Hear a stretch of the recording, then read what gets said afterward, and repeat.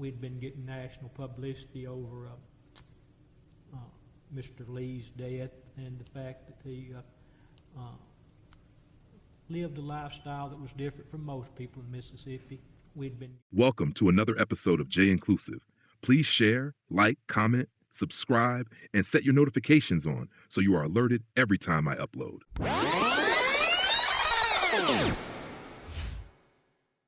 July 8th, 2022, Stephanie Lee of Jackson, Mississippi, received a text message from her son, Jimmie J. Lee, at about 2 a.m., wishing her a happy birthday. That was every day. We both been daily calling each other. He would communicate with me about school, what's going on.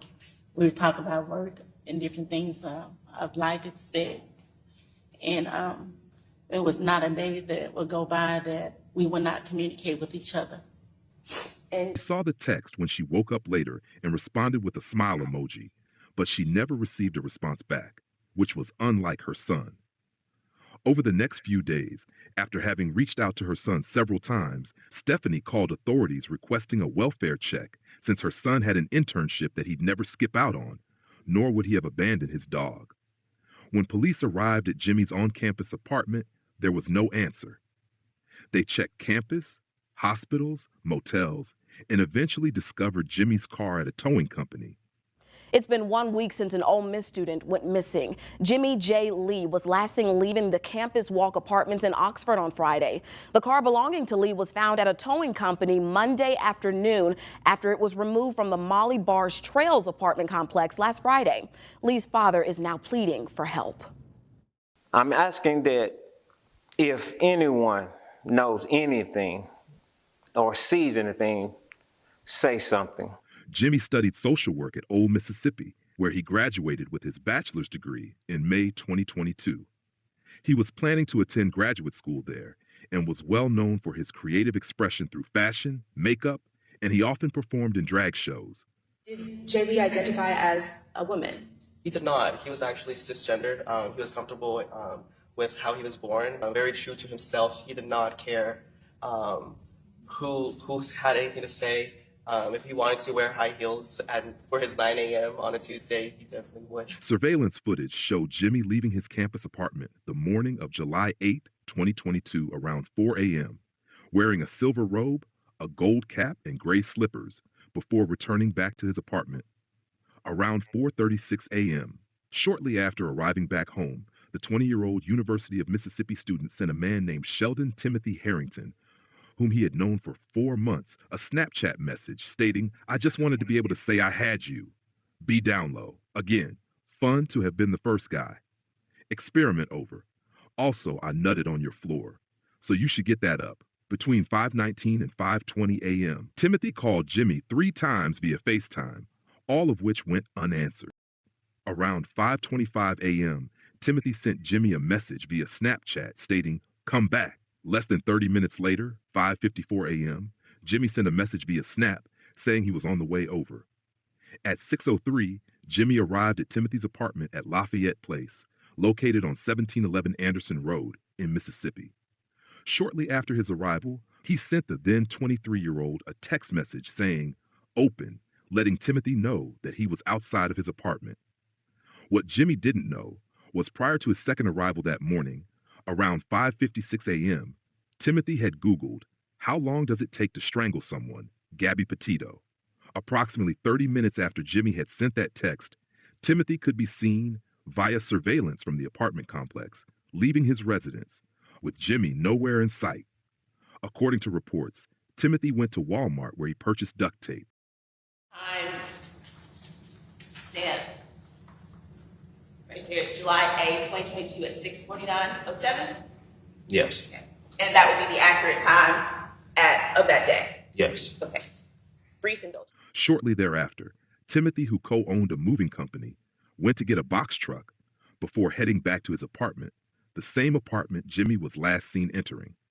Photos derived from surveillance then showed Timothy in a moving truck with what prosecutors stated were gardening tools, shovels, and a wheelbarrow. It is believed this was around the time he disposed of Jimmie's body.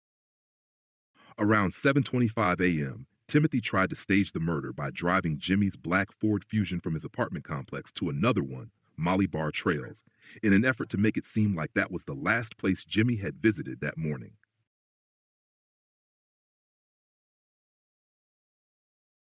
After dumping the car, camera footage from that complex showed a man in a gray hoodie jogging out of the complex, which had one way in and one way out.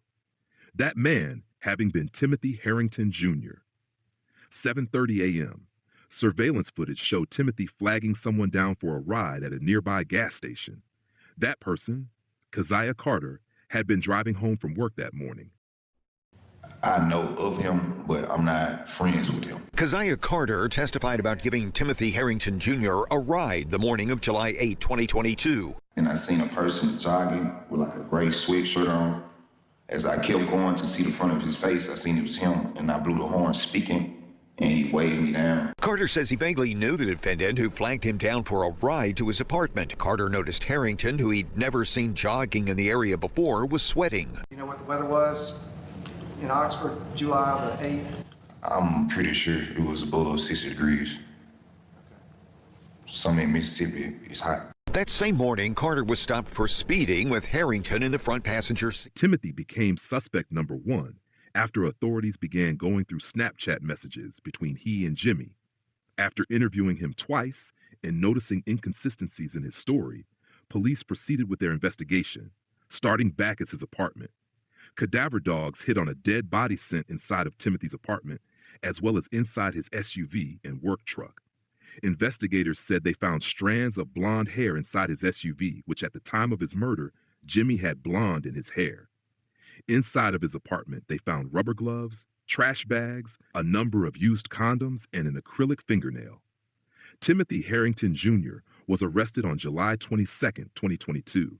Police made an arrest in connection with missing Ole Miss student Jimmie Lee. WTVA Sammy Roebuck is at the Oxford Police Station tonight. Sammy, what can you tell us?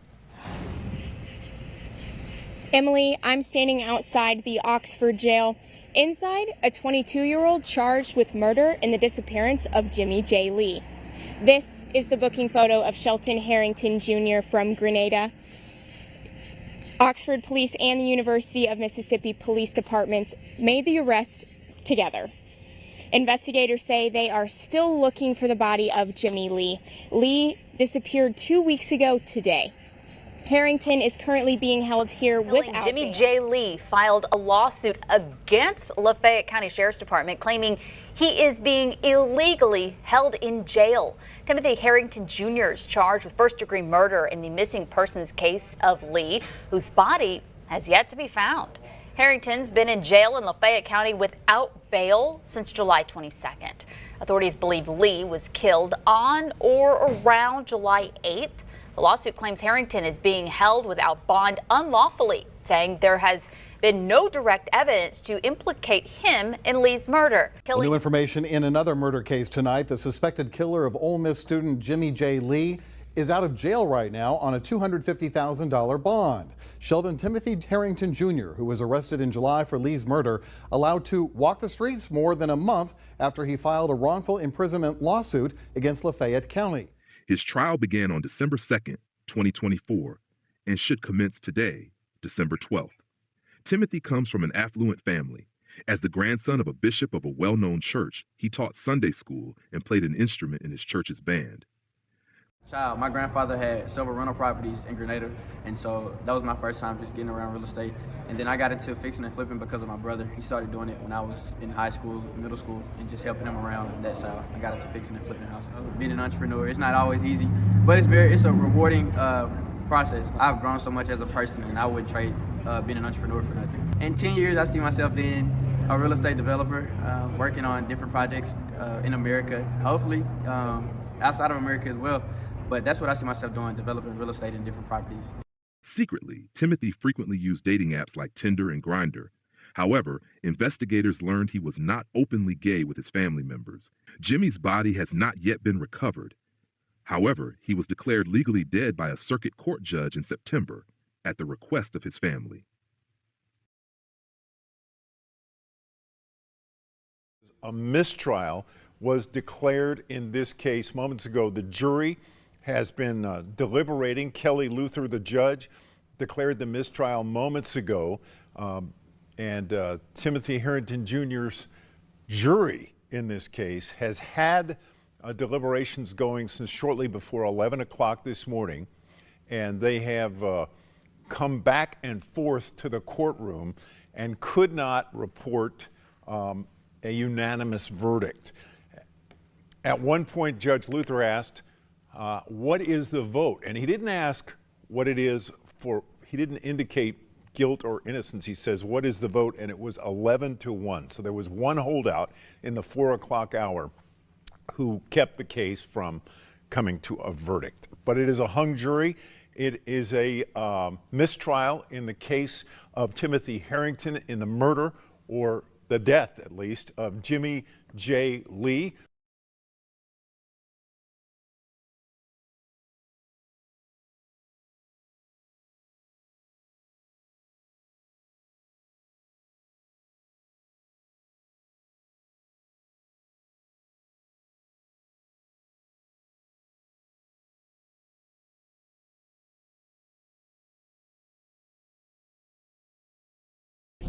A former Ole Miss student pleads guilty today to killing a classmate. The change in plea came as jury selection was beginning in Timothy Herrington's second trial for the murder of Jimmie J. Lee. Fox 13's investigative reporter Kayla Solomon joins us live in Oxford tonight. Kayla, Herrington pleads guilty to second-degree murder and tampering with evidence. Yeah, Darcy, this comes more than 3 years after Jimmie J. Lee was seen on video leaving his off-campus apartment, never to be seen alive again. And it also comes exactly almost a year to the day to when Timothy Herrington's first trial started and ended in a hung jury. Since then, Lee's body was found in the woods in Carroll County, Mississippi. It's about 20 miles outside of Grenada, where Herrington's family lived. State prosecutors in the first trial said the motive was covering up a sexual relationship between Lee, an openly gay man, and Herrington, who was not openly gay. Since Lee's disappearance in 2022, students at Ole Miss and across Mississippi started an Instagram page called Justice for J. Lee, giving updates on the case. Fox 13 spoke to one member of the group who described what she wants to see when Herrington is sentenced. We need 40, 50, 60 years to life. That's justice. Again, no amount of money, we can't bring them back. We were very honored to that God allowed us to have a body for the funeral. So that was some closure for sure.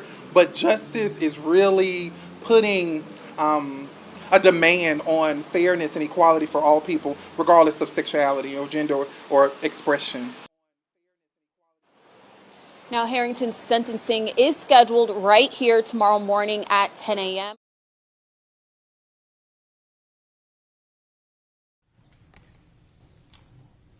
The court, having previously accepted Mr. Herrington's plea of guilty in these two cause numbers yesterday, and we're here for sentencing today, which I understand has been agreed to, and that there is a sentencing recommendation in this matter. Can the state advise me as what that sentencing recommendation is? Yes, Your Honor. Yes, Your Honor. The state recommends to the charge of second-degree murder that the defendant is sentenced to 40 years in the custody of the Mississippi Department of Corrections, with 10 of those years to be suspended and 30 of those years to serve, and 10 of those years on post-release supervision. To the charge of tampering with evidence, the state would recommend 10 years to serve in the Mississippi Department of Corrections. Both the first degree or the second degree charge and the tampering charge are to run consecutively for a total of 40 years in the custody of the Mississippi Department of Corrections to serve. All right. I'm going to accept that recommendation of Mr. Sheldon Timothy Herrington Jr. and LK 25-147 on the charge of second-degree murder, or commonly known as depraved heart murder, being reduced from that of capital murder, the court is hereby sentence you to serve a term of 40 years in the custody of the Mississippi Department of Corrections. I'm going to suspend the imposition of 10 of those years, leaving you with 30 years to serve. Upon your release, you'll be placed on 10 years of post-release supervisions. The first 5 of those years will be supervised post-release supervision, followed by 5 years of unsupervised post-release supervision. It'll be 5 years being the most years of supervised release that we can have in Mississippi. On the charge of tampering with evidence, the court is hereby sentence you to serve a term of 10 years in the custody of the Mississippi Department of Corrections. These 2 sentences to run consecutively to each other. It being the intention of the court that the court impose a total sentence of 40 years in the custody of Mississippi Department, 50 years in the custody of Mississippi Department of Corrections, with 10 of those years being suspended, leaving you 40 years to serve, followed by 5 years of supervised post-release and 5 years of unsupervised post-release. You'll pay all court cost fees and accept assessments in this case. You'll owe nothing on those court cost fees and assessments in this matter for a period of 1 year after your release. After 1 year following your release, you'll begin paying those court cost fees and assessments at a rate of $100 per month. The court's acutely aware that the nation has been watching this case from the get-go, the people in Mississippi. The state of Mississippi does not have a good reputation in matters concerning this, quite frankly. I may say more than I should say, but when I heard that we'd been getting national publicity over Mr. Lee's death and the fact that he lived a lifestyle that was different from most people in Mississippi, I assumed that a lot of people in this country thought that there will not be justice in this case.